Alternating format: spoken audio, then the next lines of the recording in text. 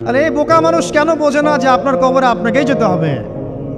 তাহলে আপনি কি কারণে অন্যের কারণে নিজের পরকাল নষ্ট করছেন? অন্যের সুখের জন্য আপনি আপনার পরকাল নষ্ট করছেন। সুদ খাচ্ছেন, দিব্যি মায়ের সাথে জেনা করছেন। আপনাদের এলাকায় নাকি সুদের সমস্যা অনেক বেশি। কয়েকটা হাদিস বলে দেই, আমি ওদেরকে আক্রমণ করতে আসি নাই।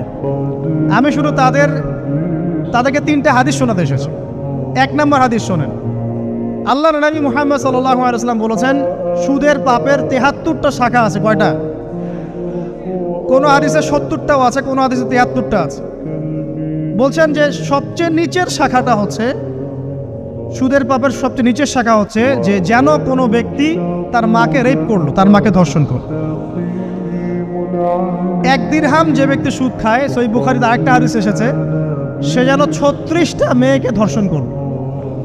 আর আমি একটা কথা বানায় বলছি না, যদি বিশ্বাস না হয় কওমি মাদ্রাসা আছে, আলেম ওলামা আছে, গিয়ে বুখারী খুলতে বলেন, পড়তে বলেন।